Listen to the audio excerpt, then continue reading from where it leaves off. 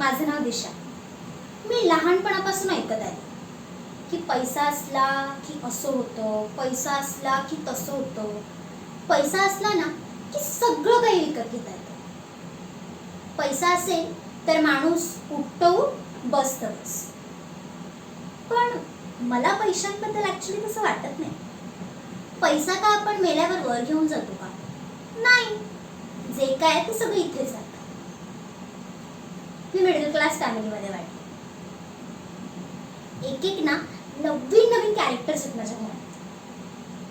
पण त्यांच्यासोबत राहते ना तर पैशाची उणीव नाही भासत. माझं घर आणि माझ्या घरातली नाती, माणसं माझा स्वाभिमान आहे. आणि मला माहिती आहे की पैशाने कधीच नाती विकत घेता येत.